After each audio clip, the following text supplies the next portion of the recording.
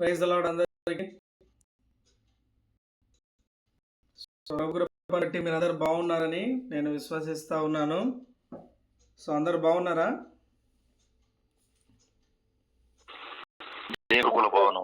Yes brother, thank you అన్న, thank you. So కీర్తన గ్రంథము 101వ అధ్యాయము 1 నుంచి 6 వచనాలు చదువుకుందాం. కీర్తనల గ్రంథము 101 అధ్యాయము 1 నుంచి 6 వచనాలు చదువుకుందాం. నేను కృపను గూర్చియు న్యాయమును గూర్చియు పాడెదను. యెహోవా నిన్ను కీర్తించెదను. నిర్దోష మార్గమున వివేకముతో ప్రవర్తించెదను. నీవు ఎప్పుడు నా యొద్దకు వచ్చెదవు? నా ఇంట యథార్థ హృదయంతో నడుచుకొందును. నా కన్నుల ఎదుట నేను ఏ దుష్కార్యమును ఉంచుకొనను. భక్తి మార్గము తొలగిన వారి క్రియలు నాకు అసహ్యములు, అవి నాకు అంటనీయను. మూర్ఖచిత్తుడు నా యొద్ద నుండి తొలగిపోవలెను. దౌష్ట్యమును నేను అనుసరింపను. తమ పొరుగు వారిని చాటున దూషించు వారిని నేను సంహరించెదను. అహంకార దృష్టి గల వారిని, గర్వించిన హృదయం గల వారిని నేను సహింపను. నా యొద్ద నివసించినట్లు దేశములో నమ్మకస్తులైన వారిని నేను కనిపెట్టుచున్నాను. నిర్దోష మార్గమందు నడుచువారు నాకు పరిచారకులగుదురు. సో దేవుని యొక్క లేఖన భాగంలో మనం గమనించినట్లయితే కీర్తనల గ్రంథము 101వ అధ్యాయము 1 వచనాన్ని మనం గమనించినప్పుడు నేను కృపను గూర్చియు న్యాయమును గూర్చియు పాడెదను అని. సో దావీదు మహారాజు ఒక మంచి ఉన్నతమైనటువంటి స్థానంలో ఒక మహారాజుగా ఉన్నప్పుడు రచించబడినటువంటి కీర్తన ఈ యొక్క కీర్తన 101వ కీర్తన. ఇందులో మరి మొట్టమొదటిగా దావీదు మహారాజు తెలియజేస్తున్న ఉద్దేశం ఏంటంటే ఆయన కృపను గూర్చియు న్యాయమును గూర్చియు పాడుతూ ఉన్నాడు. ఒక మాట మనం గమనించినట్లయితే న్యాయము అనేది మనం గమనించినప్పుడు మరి న్యాయం ఎప్పుడు జరుగుతుందని మనకు తెలిసినట్టుగా ఆజ్ఞాతిక్రమమే పాపము. మరి పాపము చేసినటువంటి వారికి శిక్ష రావాలి కదా. హెబ్రీ గ్రంథకర్త కూడా ఒక మాట అంటాడు. హెబ్రీలకు రాసిన పత్రిక 12వ అధ్యాయము 6వ వచనం, నా కుమారుడా, ప్రభు చేయు శిక్షను తృణీకరించకము. ఆయన నిన్ను గద్దించినప్పుడు విసుగకుము. ప్రభు ప్రేమించు వారిని శిక్షించి తాను స్వీకరించు ప్రతి కుమారుని దండించును కదా. ఇప్పుడు ఎక్కడ ప్రేమ మనకు మరి ఎక్కువగా ఉంటుందో అక్కడ కోపం కూడా ఉంటుంది. ఎట్లా ఉంటుందంటే మనం ప్రేమించిన వ్యక్తినే మనం ఎక్కువగా కోపపడే అవకాశం కూడా ఉంటుంది కదా. మరి ప్రభువారు అలా కోపించి మనల్ని దండిస్తూ ఉన్నాడు. మన ప్రభువారు దండించినప్పుడు మనం ఏం చేయకూడదంట? విసుగకూడదంట కదా. మరి ఆ విధంగా మనము ఈ కీర్తనలో గమనించినప్పుడు మరి మనము ఒక పాపము చేసినటువంటి మనం అందరికి కూడా న్యాయయుక్తమైనటువంటి శిక్షకు మనం అర్హులం అవుతూ వచ్చాం. మరి అటువంటి న్యాయమును కనపరిచినటువంటి దేవుడు వెనువెంటనే కృపను గురించి నేను పాడుతా ఉన్నాను అని సెలవిస్తా ఉన్నాడు. ఏమంటున్నాడు ఆయన? కృప ఉన్నప్పుడు ఏ శిక్షకు పాత్రులైనటువంటి మనము ఆ శిక్షను క్షమించేటటువంటిది కదా. యేసుక్రీస్తు ప్రభు వారి ప్రేమ ఏం తెలియజేస్తూ ఉందంటే, ఏ ప్రేమతో అయితే ఆయన మరి నూతన నిబంధనలో చూసుకున్నట్టుగా తాను ప్రేమించిన కుమారులను గద్దించిన రీతిగా అదే ప్రేమతో ఆయన మన పట్ల జాలి పడుతూ ఉన్నాడు, తను ప్రేమిస్తూ ఉన్నాడు కదా. ఆ యొక్క ఉన్నతమైనటువంటి ఆ స్థానంలో ఉన్న దావీదు మహారాజు గారు ఏమంటున్నారంటే, నేను యెహోవా నిన్ను కీర్తించెదను కదా. నేను ఎప్పుడు యెహోవానే కీర్తిస్తాను. ఆయన యొక్క జీవితంలో ఆరంభ దినాలు అనానుకూలతమైనటువంటి పరిస్థితుల నుంచి కదా, గొర్రెల దొడ్డిలో ఉన్నటువంటి దావీదును మహారాజు చేసేటప్పటి వరకు కూడా ఆయన ఒకటే ఉద్దేశాన్ని కలిగి ఉన్నాడు. ఏంటంటే, నేను యెహోవాను మాత్రమే ఆరాధిస్తాను, యెహోవాను మాత్రమే నేను స్తుతిస్తా ఉన్నాను అని తెలియజేస్తూ ఉన్నాడు. కాబట్టి ఆయన అంటున్నాడు, అయ్యా నేను కృపను గూర్చి నా యొక్క న్యాయాన్ని గూర్చి ప్రతి క్షణం నేను ఆయన్ను స్తుతించేవారిగా ఉంటున్నాను. ఎందుకంటే నాకు రావాల్సినటువంటి స్థితి నుంచి నేను కలిగి ఉన్నటువంటి స్థితి నుంచి నా దేవుడు నన్ను కృప చూపి కదా ఆయన నన్ను అభివృద్ధి పరిచాడు, లేదంటే ఆయన నన్ను ఉన్నతమైనటువంటి స్థానంలో నిలబెడుతూ వచ్చాడు అనేది మనం గమనిస్తూ రాగలుగుతాం. మరి అలాగే మనం ముందుకెళ్ళినట్లయితే నిర్దోష మార్గమున వివేకముతో ప్రవర్తించెదను. నిర్దోష మార్గం అన్నది మనము కీర్తనల గ్రంథంలో 119వ అధ్యాయం 1వ వచనాన్ని మనము గమనించినట్లయితే అక్కడ ఏమని రాయబడి ఉంటుంది? యెహోవా ధర్మశాస్త్రమును అనుసరించి నిర్దోషముగా నడుచుకుని వారు ధన్యులు.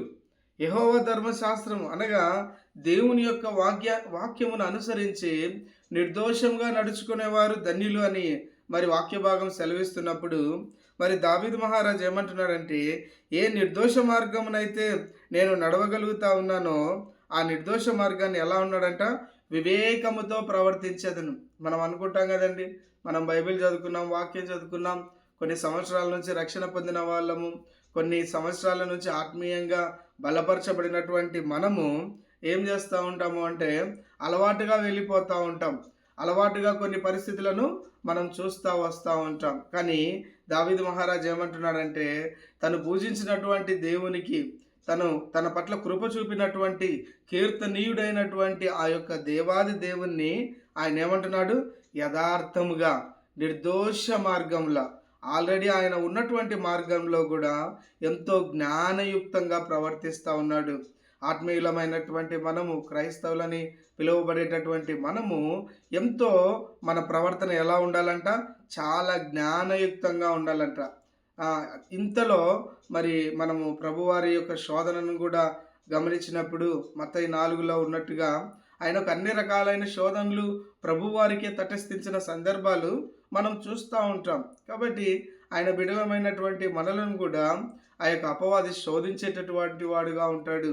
మరి అటువంటప్పుడు మనం వెళ్ళే ఆ యొక్క క్రీస్తును వెంబడించేటటువంటి ప్రయాణంలో కూడా మనం ఎంతో జాగ్రత్తగా ప్రవర్తించాలి అని దావీదు మహారాజు తన పరిపాలన గురించి తను మాట్లాడుతూ ఉన్నాడు. నేను నా దేవుని సన్నిధిలో ఈ యొక్క రాజ్యాన్ని యథార్థంగా, ఎట్లా జ్ఞానయుక్తంగా, దేవునికి మాత్రమే అనుసంధానంగా ఉండే విధంగా నేను ప్రవర్తించాలి అని తను ఆలోచన చేస్తూ ఉన్నాడు. అలాగే మరి తెలియజేస్తూ ఉన్నాడు, మరి నా ఇంట యథార్థ హృదయంతో నడుచుకొందును.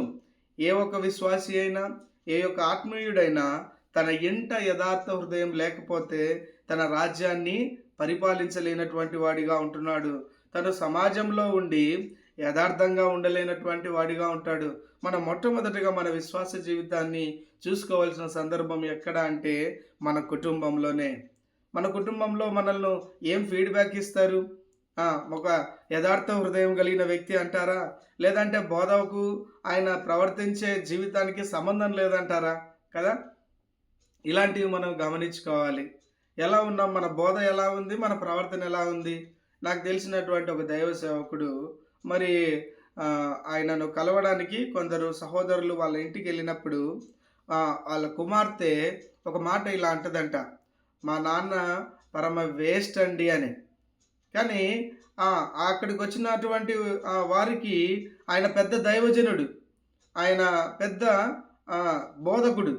కానీ ఇంట్లో ఉన్న ఫీడ్బ్యాక్ ఏంటంటే, మా నాన్న అంత వేస్ట్ పర్సన్ నేను ఎక్కడ చూడలేదండి అని అన్నారంట కూతురు, ఆ ఇంట్లో ఉన్న కుటుంబీకులు.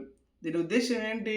ఆయన కుటుంబంలోనే సాక్ష్యము ఏం బాగాలేదు. ఎందుకు అంటే ఎప్పుడు ఆయనకు బోధనే జీవితము, ఎప్పుడు ఆయనకు దేవుని సేవనే జీవితము, కుటుంబాన్ని పట్టించుకోడు, భార్య అనారోగ్యంతో ఉంటే పట్టించుకోడు, పిల్లల చదువుల పట్ల శ్రద్ధ చూపించడు, పిల్లలతో కాస్త సమయాన్ని వెచ్చించడు కదా. మన విశ్వాస జీవితం కూడా అంతే. మనం కుటుంబంలో మనము ఇవ్వవలసినటువంటి సమయం వారికి ఇవ్వగలుగుతూ రావాలి. వారి పట్ల బాధ్యతను కనపరించే వారుగా మనం ఉండగలగాలి. ఎప్పుడైతే మన కుటుంబంలో మన భక్తి యథార్థ హృదయంతో మనం కొనసాగించినట్లయితే మనము సమాజంలో కూడా మంచిగా మన యొక్క విశ్వాస జీవితాన్ని కనపరిచేవారిగా ఉంటామని దావీదు మహారాజు తన అనుభవాన్ని తెలియజేస్తా ఉన్నాడు. ఇంకేమంటున్నాడంటే, భక్తి మార్గము తొలగిన వారి క్రియలు నాకు అసహ్యములు, అవి నాకు అంట నీయను అని కదా. భక్తి మార్గము, దేవుని యొక్క భయభక్తులు, ఏ యొక్క వాక్యమును ధర్మశాస్త్రమును అనుసరించి ఆయన నిర్దోష మార్గమున ఎంతో జ్ఞానయుక్తంగా నడుచుకోవడం కాదు. కానీ ఆయన ఏమంటున్నాడంటే, ప్రవర్తిస్తాను. ఒక రోజు కాదు, 2 రోజులు కాదు, ఒక నెల కాదు, ఒక సంవత్సరం కాదు. ఎన్ని రోజులు భక్తి చేసినప్పటికీ ఆ యొక్క యథార్థ హృదయంతో ఎంతో జ్ఞానయుక్తంగా తన కుటుంబంలోనే నేను ఆ భక్తిని కనపరుస్తూ ఎప్పుడైతే ఆ ఫీడ్‌బ్యాక్ మనకు అది సమాధానకరంగా ఉంటదో, ఆ భక్తిని నేను నా రాజ్యంలో రాజ్య ప్రజల యొద్ద ప్రవర్తించేటటువంటి వాడిగా ఉంటానని ఆయన తెలియజేస్తా ఉన్నాడు. మరి అదే రకంగా మనము కీర్తన 101, 5, 6 వచనాలను గమనించినప్పుడు, తన పొరుగు వారిని చాటున దూషించు వారిని నేను సంహరించెదను, అహంకార దృష్టి గల వారిని, గర్వించిన హృదయం గల వారిని నేను సహింపను. కదా, ఈ మాట ఏం తెలియజేస్తూ ఉంది? మనం కూడా మన హృదయాల్లో మనం ఎంత ఆత్మీయులైనప్పటికీ కొందరు వ్యక్తుల పట్ల మన యొక్క అభిప్రాయం ఏ విధంగా ఉంటుందంటే, చాలా తక్కువ అవగాహన కలిగినటువంటి వారమై ఉండి వారి గురించి మనం చాలా తక్కువగా మాట్లాడము కదా. వారిని బట్టి మన యొక్క అభిప్రాయం అన్నది కాస్త దేవుని యొక్క విధానాలకు అనానుకూలంగా ఉంటుంది. నిజంగా క్రైస్తవ బిడ్డలైనటువంటి మనము అటువంటి స్వభావం మన పొరుగు వారిని లేదంటే మనము ఎవరినైనా కానీ దూషించేటటువంటి వారుగా ఉండేటప్పుడు దేవుడు ఏమంటున్నాడు?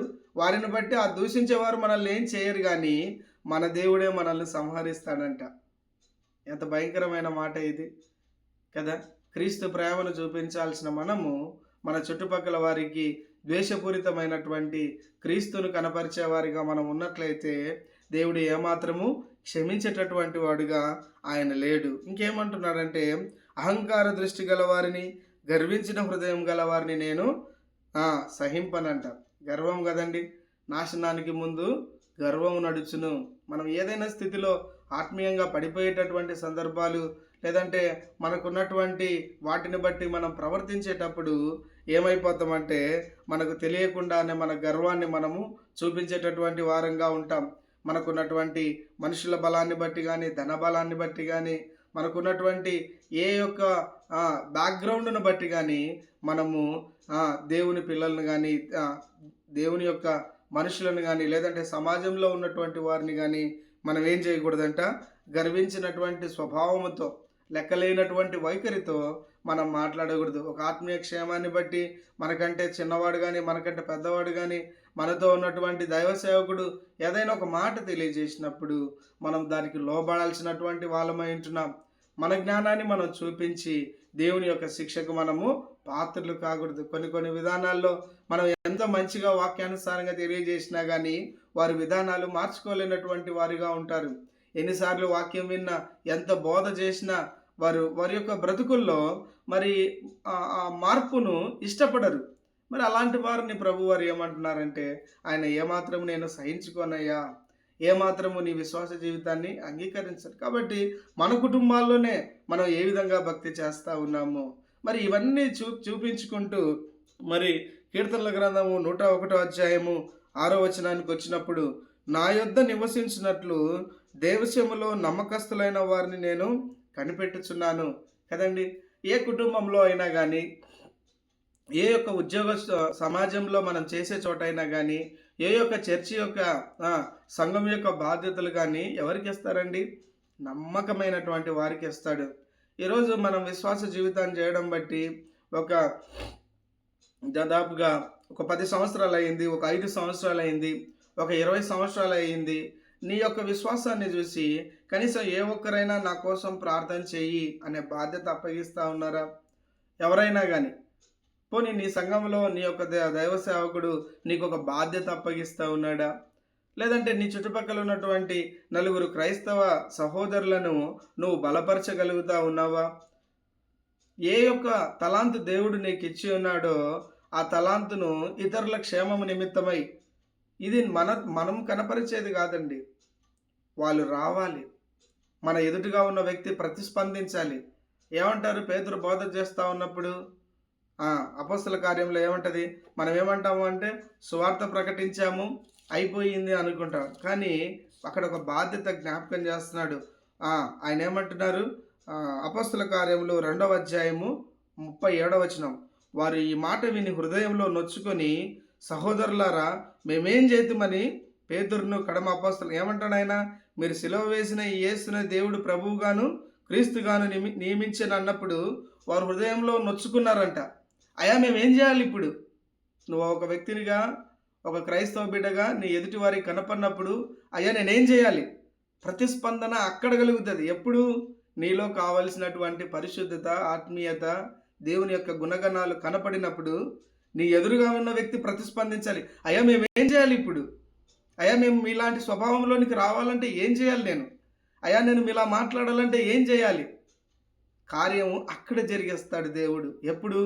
మన ప్రవర్తన, మన యొక్క భక్తి జీవితము, మన కుటుంబంలో కొనసాగించే జీవితము, మనము పూజించేటటువంటి దేవుడిని మాత్రమే కీర్తించేటటువంటి జీవితం ఎప్పుడైతే చేసుకుంటామో కదా, వారు మన చుట్టుపక్కల ఉన్నటువంటి వారు కదా, ఆ నమ్మకం మనం చూపించగలగాలి. దావీదు మహారాజు ఎంతటి అనుభవము కదా, మనందరికీ కూడా తెలిసినట్టుగానే ఆయన ఇశ్రాయేల్ సౌలు తర్వాత మహారాజుగా ప్రకటించబడినటువంటి వ్యక్తి, అభిషేకించబడినటువంటి వ్యక్తి. ఎన్నిసార్లు పొందుతాడైనా? దాదాపుగా మనం వాక్య భాగంలో గమనించినట్లయితే 3 సార్లు అభిషేకం పొందిన వ్యక్తి. అయినప్పటికీ సౌలు చనిపోయిన తర్వాత ఆ సింహాసనాన్ని ఆయన అధిరోహించాడు. మనం చూసుకున్నట్లే 1 సమూయేలు గ్రంథము 16వ అధ్యాయం 13వ వచనంలో మరి ఆ యొక్క సందర్భంలో సమూయేలు తైలపు కొమ్మును తీసుకొని వాని సహోదరుల ఎదుట వానిని అభిషేకము చేసెను. దావీదు మహారాజును అభిషేకం చేసిన సందర్భాలు. అలాగే 2వ సమూయేలు గ్రంథము 2వ అధ్యాయము 4వ వచనంలో అంతటి యూదావారు అక్కడికి వచ్చి యూదావారి మీద రాజుగా దావీదును పట్టాభిషేకం చేసిరి. రెండోసారి అభిషేకం పొందుకున్నాడు. అలాగే 2వ సమూయేలు గ్రంథము 5వ అధ్యాయము 3వ వచనంలో గమనిస్తే ఇశ్రాయేలు వారి పెద్దలందరూ హెబ్రోనులో రాజునొద్దకు రాగా రాజైన దావీదు హెబ్రోనులో యెహోవా సన్నిధిన వారితో నిబంధన చేసిన గనుక ఇశ్రాయేలు వారి మీద రాజగుటకై వారు దావీదును పట్టాభిషేకం చేసిరి. ఎన్నిసార్లు ఈ అభిషేకం గురించి, ఆ రాజ్యాధికారం యొక్క పట్టాభిషేకం గురించి మాట్లాడుతూ వస్తూ ఉన్నారు. ఎంత అభిషేకం పొందిన వ్యక్తి అయినా కానీ దేవుని వద్ద ఆయన విచారణ చేయకుండా సౌలు చనిపోయిన వెంటనే ఇంకా నేనే మహారాజు కదా అని వెళ్ళిపోలేదు. 2వ సమూయేలు గ్రంథము 2వ అధ్యాయము 2వ వచనంలో 1వ వచనంలో ఉంటుంది. ఇది జరిగిన తర్వాత యూదా పట్టణంలోనికి నేను పోదునా అని దావీదు యెహోవా యొద్ద విచారణ చేయగా, తన నమ్మకత్వం చూడండి. ఇంకా నాకు అధికారం దొరికింది కదా, ఇంకా నా చేతులకి అన్నీ వచ్చేసాయి కదా అని తను ఎప్పుడు స్టాండ్ తీసుకోలేదు. ప్రతిసారి దేవుని యొద్ద విచారణ చేస్తూ వచ్చాడు. దేవుని చేత అభిషేకించబడిన వ్యక్తే కాబట్టి ఈ నమ్మకత్వాన్ని ఎవరు చూస్తూ ఉన్నారు? అందుకే ప్రభువారు అంటారు, యెహోవా నా హృదయానుసారుడు. మన చేతిలో సమస్త అధికారం ఉన్నప్పటికీ దేవుడి నుంచి మనకు మాట వస్తూ ఉందా? దేవుడు మనతో మాట్లాడుతూ ఉన్నాడా? దేవుడు మనల్ని ముందుకు నడిపిస్తూ ఉన్నాడా అనేది మన విశ్వాస జీవితంలో చూసుకోవాలి. మనకు వాక్యం తెలుసు, ప్రార్థన తెలుసు, విధానాలు తెలుసు, పద్ధతులు తెలుసు, ఇదే కదా దేవుడిచ్చింది అనేది కాదు. కానీ దేవుడు మనతో మాట్లాడుతున్నాడా? దేవుని దగ్గర మనం విచారణ చేసేటటువంటి వారంగా ఉన్నామా కదా? ఎంత ఆత్మీయులమైనప్పటికీ కూడా దేవుని యొక్క మాట లేకపోతే మనము ముందుకు వెళ్ళలేనటువంటి వారంగా ఉండాలి. ఆ నమ్మకత్వాన్ని చూస్తాడు. అందుకే మనం జ్ఞాపకం చేసుకుంటూ వచ్చాం. 2వ దినవృత్తాంతముల గ్రంథము 16వ అధ్యాయము 9వ వచనాన్ని మనం గమనించినప్పుడు ఏమనుంటుందంటే, తన ఎడల యథార్థ హృదయం గల వారిని బలపరచుటకై యెహోవా కనుదృష్టి లోకమంతటా సంచారం చేస్తాం. ఎక్కడండి? ఏం భక్తి ఇది? నమ్మకమైన భక్తి. తన ఎడల యథార్థ హృదయం కదా. హోషేయ గ్రంథంలో ఉంటుంది. ఆ ఇశ్రాయేలు ప్రజల అవిధేయతను బట్టి, అయ్యా మీరు కనికరాన్ని, సత్యాన్ని, యెహోవా యొక్క జ్ఞానాన్ని విడిచి తిరుగుతూ ఉన్నారు కాబట్టి మీ పరిస్థితులు నేను ఏమాత్రం అంగీకరించను, మిమ్మల్ని నేను సంహరిస్తాను అంటాడు. మన భక్తి జీవితంలో కూడా యథార్థ హృదయం ఎంతో ముఖ్యమైంది. ఆయన యథార్థ హృదయం గల వారిని బలపరచుటకై యెహోవా కనుదృష్టి లోకమంతటా సంచారం చేస్తూ ఉందంట. యెహోవా కనుదృష్టి లోకమంతటా ప్రభు చూస్తూ ఉన్నాడు. యథార్థ హృదయం ఎక్కడ కనపడుతుందా ఆ వ్యక్తిని నేను బలపరచాలా. ఒక వ్యక్తి ఎంతమందిని ప్రభావం చేయగలుగుతూ ఉన్నాడు? ఒక భక్తి చేసేటటువంటి వ్యక్తి, ఒక మంచి ఆత్మీయుడు. ఆయన బలపరచడానికి దేవుడు చూస్తూ ఉన్నాడు. ఏం చూస్తున్నాడు? యథార్థమైన హృదయం. ఎలా ఉన్నావు నీ వ్యక్తిగత జీవితం? ఎలా ఉన్నావు నీ కుటుంబంతో? ఎలా ఉన్నావు నీ ఉద్యోగ స్థలంలో? ఎలా ఉన్నావు నీ సమాజంలో? ఎలా ఉన్నావు మన హృదయంలో? ఇది ఎవరు చూస్తారంట? మన కుటుంబం కాదు చూసేది, మన భార్య కాదు, మన పిల్లలు కాదు కానీ దేవుడు చూస్తూ ఉన్నాడంట. ఒకసారి దేవుడు అలా చూడడం మొదలుపెట్టినప్పుడు నీ యథార్థత ఆయనకు నచ్చిందంటే అక్కడ ఆగిపోతాడు ఆయన. అక్కడ ఆయన అక్కడ ఆగిపోయి నిన్ను బలపరచడం మొదలు పెడతాడు. నిన్ను ఎంతగా బలపరుస్తాడంటే నీ సమాజానికి ఒక గొప్ప నాయకునిగా నిలబెట్టగలుగుతాడు. నీ సమాజానికి, నీ కుటుంబానికి ఒక నమ్మకమైన క్రైస్తవుడిగా ఆయన నిన్ను నిలబెడతా వస్తాడు. నిజంగా మనం నెహెమ్యా గ్రంథంలో చూసినప్పుడు కూడా హనానీ అనేటటువంటి వ్యక్తి ఎంతో నమ్మకమైన వాడుగా ఉంటాడు. నెహెమ్యా గ్రంథము మరి మొదటి అధ్యాయం 2వ వచనంలో, నా సహోదరులలో హనానీ అని ఒకడు యూదులలో కొందరు వచ్చిరి కదా. ఆ యొక్క చెరపట్టిన శేషం గురించి ఆయన మాట్లాడుతూ వచ్చినప్పుడు ఆయన అంటున్నటువంటి స్వభావం ఎలా ఉంది? హనానీ ఎంతో దుఃఖపడ్డాడు. అయ్యా, దేశం నష్టపోయింది, పరిస్థితులు, ఆ యొక్క యెరూషలేము ప్రాకారాలు పడిపోయినాయి. ఎంతో యథార్థంగా తన సొంత కుటుంబంలో ఉన్న పరిస్థితుల కంటే తన యొక్క ఆత్మీయమైన ఆ యొక్క దేవుని యొక్క సమాజం పట్ల తనకున్నటువంటి భారం ఎంతగా ఉంది. తను గగ్గోలు పెట్టి ఆయన ఎంతగా తెలియజేయకపోతే నెహెమ్యా తను ఉపవాసం ఉండి, ఎంతగా మనకు తెలుసు కదా ఆ మొదటి అధ్యాయంలో తన యొక్క వైఖరి, ఉపవాసం ఉండి కన్నీరుతో ఆ యొక్క ప్రాకారాలను బట్టి ఎంతో బాధపడినటువంటి వాడిగా మనం చూడగలుగుతూ వస్తాం. ఈ యొక్క హనానీకి ఒకానొక సందర్భంలో మరి నెహెమ్యా పరిస్థితులన్నీ స్థిరపరచబడిన తర్వాత మరి ఏ విధంగా ఉంటుందంటే ఆయనను నెహెమ్యా గ్రంథము 7వ అధ్యాయము 2వ వచనంలో, నా సహోదరుడైన హనానాకి కోటకు అధిపతి అయిన ఎక్కడండి హనన్యాకును యెరూషలేము పైన అధికారము నిశ్చితిని. హనన్య నమ్మకమైన మనుష్యుడు కదండి. ఎప్పుడైతే మనం నమ్మకత్వాన్ని చూపించగలుగుతామో, ఎప్పుడైతే మనం యథార్థ హృదయాన్ని దేవుడు చూడగలుగుతాడో ఖచ్చితంగా మనకు ఆయన ఏం చేస్తూ ఉన్నాడు? కీర్తనల గ్రంథము 101వ అధ్యాయము 6వ వచనాన్ని మనం గమనిస్తూ ఉన్నాం. నా యొద్ద నివసించినట్లు, ఎక్కడండి? ఆయన యొద్ద నివసించాలంట. నా యొద్ద నివసించినట్లు దేశంలో నమ్మకస్తులైన వారిని నేను కనిపెడతా ఉన్నాను. ఆయన సంచరిస్తూ ఉన్నాడంట. ఆయన కనుదృష్టి కనిపెడతా ఉందంట లోకమంతా. ఎట్లా? నమ్మకంగా ఎవరున్నారు, యథార్థంగా ఎవరున్నారు, ఎవరు నాకు నచ్చిన భక్తి అంటే దేవునికి నచ్చిన భక్తి చేయగలుగుతూ ఉన్నారు అని ఆయన చూస్తూ ఉన్నాడంట. ఆ మహారాజు కూడా, దావీదు మహారాజు కూడా రాజ్యంలో నమ్మకస్తులైన వారిని ఆయన చూస్తూ ఉన్నాడు కదా. నిర్దోష మార్గమందు నడుచువారు నాకు పరిచారకులగుదురు కదా. ఎంత గొప్ప విషయం! నిర్దోష మార్గంలో మనం ఎప్పుడైతే జీవిస్తూ వెళ్తామో మనము దేవుని యొక్క పరిచారకులం అవుతాం. ఫిలిప్పీలకు రాసిన పత్రిక 2వ అధ్యాయము 20వ వచనాన్ని మనం గమనించినప్పుడు అక్కడ ఏమని ఉంటుందంటే, మీ క్షేమము విషయమై నిజముగా చింతించువాడు అతని వంటి వాడెవడు నా యొద్ద లేడు. అందరూ తమ సొంత కార్యంలోనే చూసుకొంచున్నారు కానీ యేసుక్రీస్తు కార్యములను చూడరు. ఏం తెలియజేస్తూ ఉంది? తిమోతికి మాత్రమే. ఎవరండి? తిమోతిని బట్టి పౌలు చెప్తా ఉన్నాడు. ఈ యథార్థ హృదయాన్ని పౌలు గారు చూశారు కదా. పౌలు గారు చూడాలంటే దేవాది దేవుడు వారి యొక్క భక్తి జీవితాన్ని చూస్తూ ఉన్నాడు.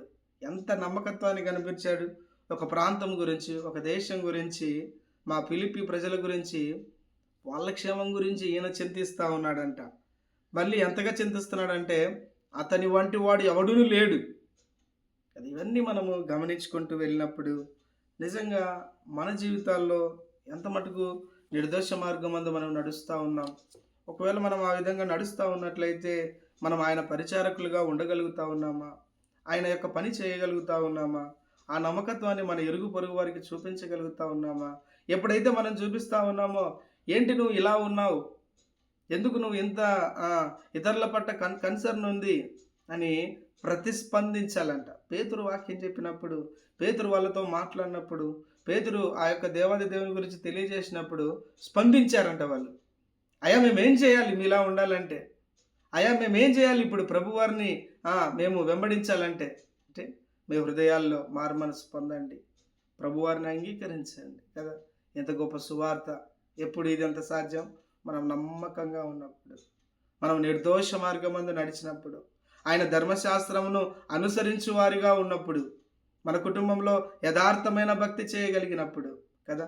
మన ఇరుగు పొరుగు వారికి నమ్మకంగా మనం కనపడినప్పుడు, న్యాయయుక్తమైనటువంటి జీవితం కొనసాగించేటప్పుడు ఆయన కృపను గురించి దావీదు మహారాజు పాడుతూ ఉన్నాడు కదా. యెహోవాను నేను కీర్తించేదను. అట్టి గొప్ప కృప దేవుడు మనకందరికీ దయచేయును గాక. Praise the Lord brother. Thank you brother.